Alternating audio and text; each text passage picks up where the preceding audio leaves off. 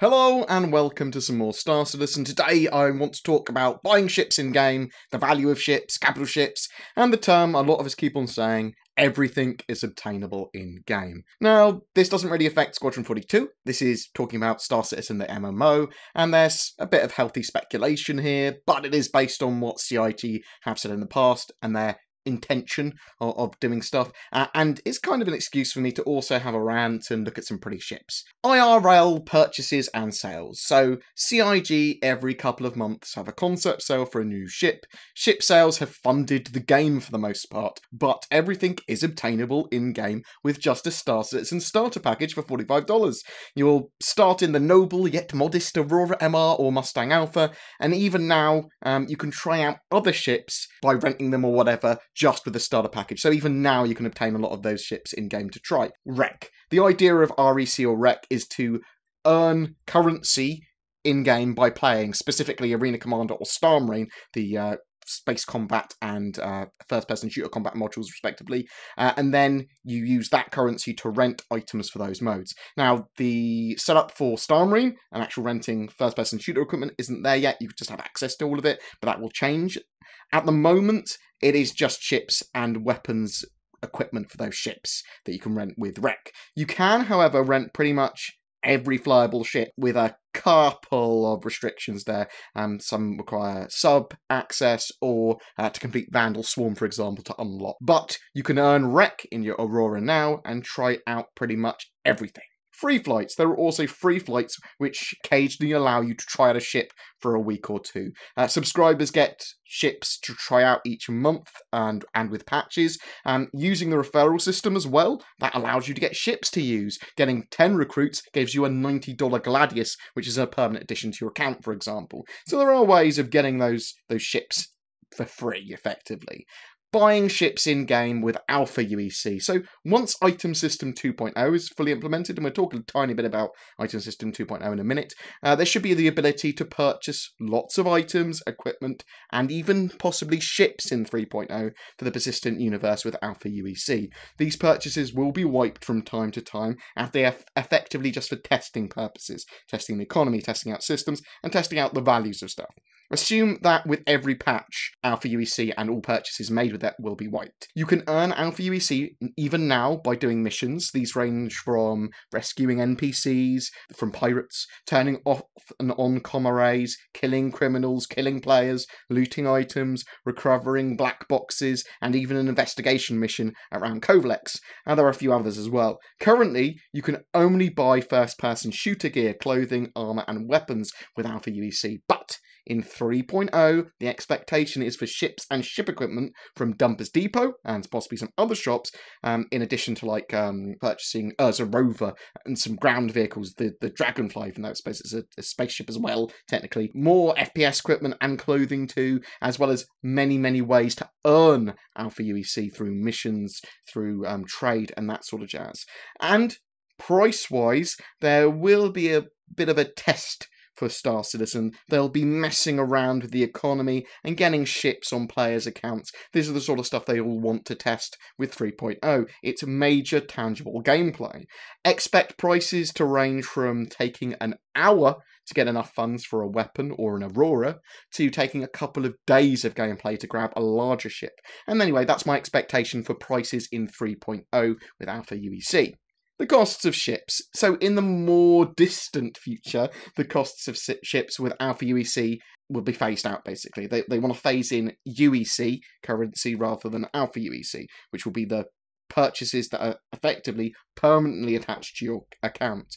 Now, ships in the full game will take a while to earn, and the current dollar costs aren't really representative of this. Ships will be valued using economic tools that will work out the value of a ship's production cost with in-game materials and price it accordingly. We may see these tools as early as 3.0, or at least in their first early iterations, helping test out the economy. A large number of factors will affect the prices, and these are tools like Price Fixer and the others they've mentioned in the past. So prices will be affected by materials available, demand, facilities available to manufacture them, time, workforce, where you're having them manufactured, cost of each material, profit margins, loads and loads and loads of factors. Some ships will likely need to be commissioned, which would be a purchase effectively with a estimated delivery date. I assume that estimated date will range from hours to days based on the size of the ship and the materials needed.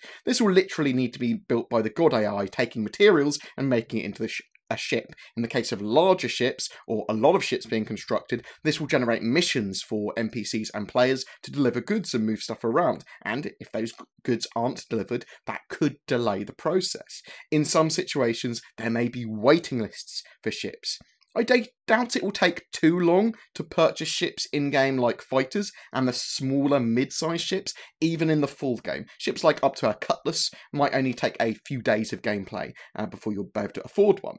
There are, however, going to be lots of ways to earn UEC in the verse, and some of the multi-crew ships should be purchased as a group. So just bear that in mind. The intention of some ships is not to be able to purchase them very early. There is risk and reward. There is a sense of value to things, and they want to very much keep that with how long it takes you to obtain them.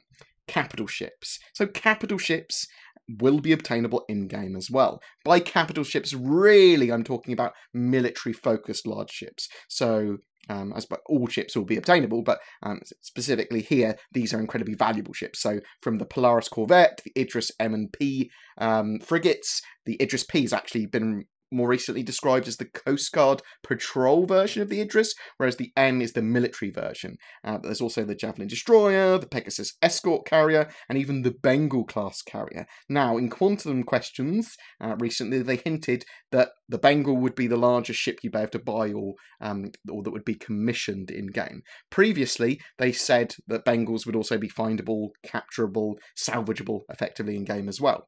Capital ships are incredibly expensive. The idea is that large groups and orgs will need to get together and it will be a long-term project for them. Think hundreds of millions of UEC. Remember, the capital ships will also require crews and players or NPCs. Suppose you could just salvage them if you find a capital ship as well, and for some players and smaller orgs, that will definitely be the most viable option. NPC crews, they would need to be paid for. These features are much further down the road than the other stuff that we've been talking about. Capital ships will be in the persistent universe once two can be supported fighting each other with fighter cover by the network code, and that is a little way off, though we should start to see hints of that after 3.0 as the network code is being rewritten for 3.0. Play to win. So people sometimes do mention pay to win, and as I said earlier, these ships do go on sale and are available to purchase with real dollars or monies at the moment. This will change once the game is released, where the plan is for only game packages and a limited selection of ships will be available. At least that's the last thing I heard. When comparing ships in a 1v1 combat scenario, yes, of course, some are better than others. A Super Hornet is better than an Aurora, although Aurora can beat a Super Hornet, though equal skill involved, the Super Hornet will win. Those 1v1 combats will happen less in the persistent universe, or at least I envision them happening less. There will be relatively safe areas and areas that are very hostile. So there will be some areas that are pretty much PvE and some areas that are pretty much solidly PvP. In Arena Commander, you can run any of these fighters pretty quickly though, and in the persistent universe, you should be able to earn these fighters, especially something like the Buccaneer, reasonably quickly, while avoiding most PvP. The important thing to remember is that the ships people bought with real money shouldn't give them a pay-to-win advantage, and the intention of CIG is to make sure that players do not get a pay-to-win advantage. Everything is genuinely obtainable in-game, but obviously it will save you a good bit of time and allow them to potentially make UEC faster in-game in the short term. Let's not forget that. If a player buys an 890 jump, they don't have to then spend hundreds of thousands of alpha UEC in game or spend 2 weeks going to get that ship. But it is a sandbox game, it is a multiplayer game, and there is a lot going on. There are no win conditions. They've talked about selling UEC too, but that will be regulated. That's when I get that. People understand that it isn't pay to win, but it's certainly pay to have an advantage in some situations if your win condition is having more ships anyway. Capturing ships. Those ships will be fully capturable in-game. Even in 2.6.3, you can steal other people's ships. Currently, they don't persist on your account though, and they can despawn if players log out. In the future, ships will be capturable, repairable, and restorable. For pirates, this means they might have to go to a trip to a chop shop or a reclaimer, nom nom nom. For salvagers, a trip to a dry dock to restore the vessel, or for privateers and bounty hunters, a repossession of his ship. And for org combat, boarding, and reallocation, that sort of stuff. I really love the idea of boarding large ships in combat. So boarding an Idris, boarding even Polaris, that sort of thing is the most exciting, or one of the most exciting Star Citizen kind of features to me. For 3.0, it's quite possible they will expand the capture system to allow ships to persist on your account for a certain amount of time, or to be captured from NPCs maybe. We will have to wait and see on that. But testing insurance, capture, boarding, and ship loss seems like a sensible thing for CIG to do in 3.0. With Item System 2.0 as well, they are expanding the shopping system, and that should also come online. It's going to enable us to have a huge amount of ship customization, shop inventories, even modify guns, and hopefully this will all be included in 3.0's release, as it will make even the same hulls of ships very, very different to play. Ships are going to be valued in-game based on the economy using Trade Slayer and Price Fixer tools that the CIG have already set up. And you're going to be able to buy everything from players to borrow them off orgs and friends, rent them with Rec, and obtain everything in-game. Though some ships, like the Bengal, may require a organised group or some time to get. Insurance should be pretty cheap though.